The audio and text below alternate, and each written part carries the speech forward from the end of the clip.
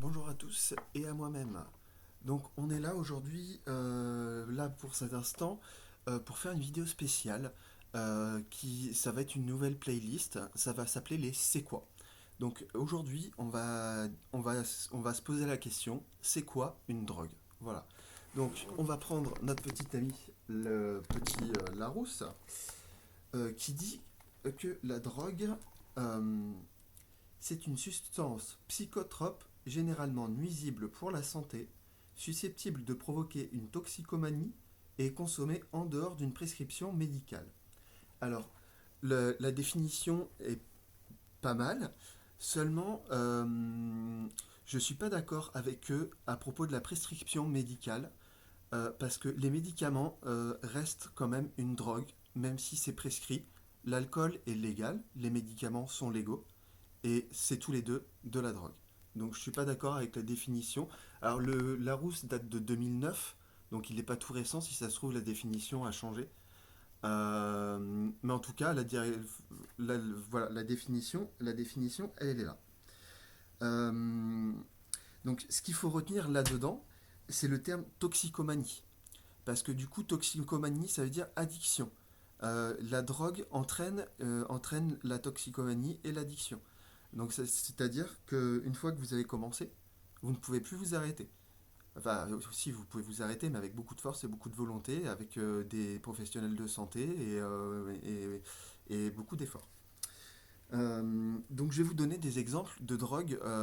Alors il y en a qu'on connaît très bien, il y en a qu'on connaît très bien, l'alcool, la clope, le cannabis, la cocaïne, l'héroïne, on les voit dans la télé, on les voit dans les films, mais il y en a, il y a des trucs qui sont considérés comme des drogues, comme la scarification par exemple, parce que du coup procure le même effet au cerveau que lorsqu'on consomme une drogue. En fait, les gens qui se scarifient euh, sont addicts à la scarification. C'est une addiction. Euh, le sexe aussi. Le sexe peut devenir une addiction pour certaines personnes. Donc tout dépend, la personne, tout dépend de la personne et de l'addiction en fait.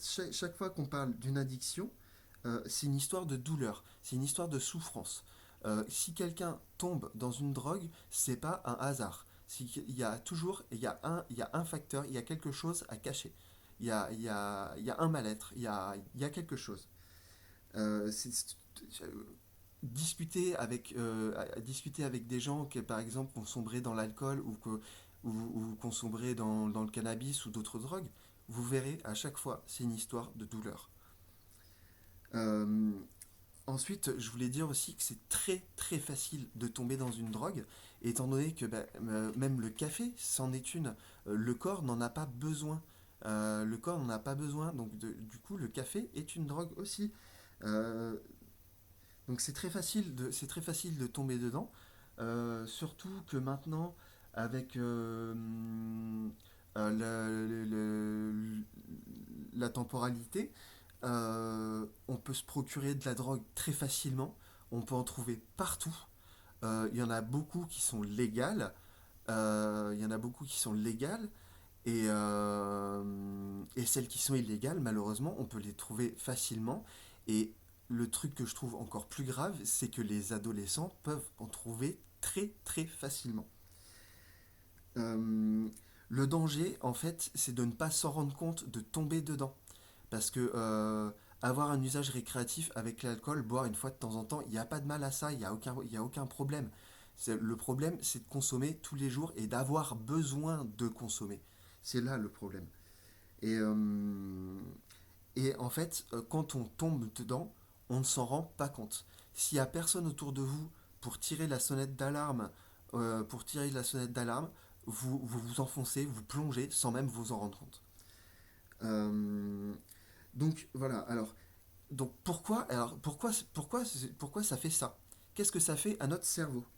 Donc j'ai oublié, dans les addictions aussi, il y a la télé, les écrans, la console, les portables. Ça aussi, c'est des addictions. C'est considéré comme des addictions.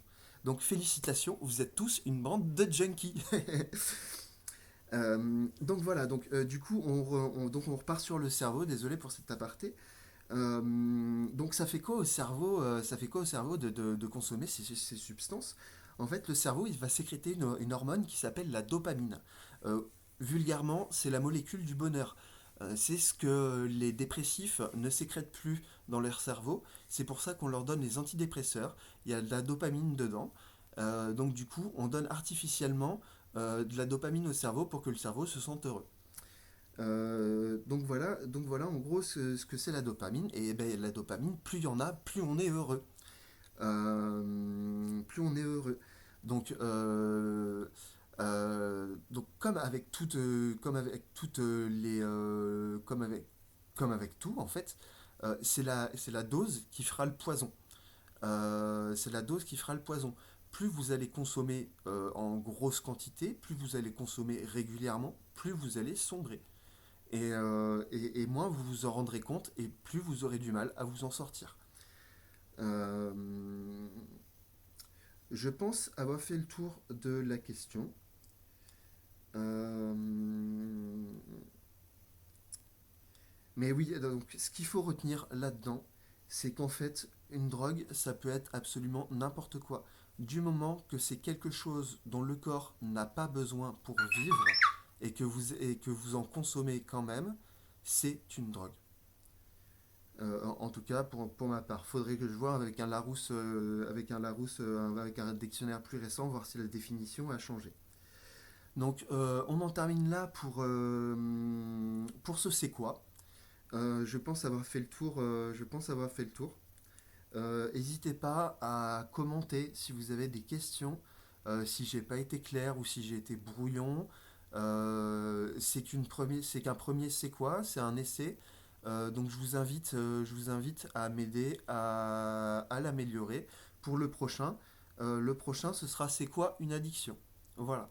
Donc, on en a fini pour c'est quoi une drogue. Et je vous souhaite une agréable journée, ainsi qu'à moi-même.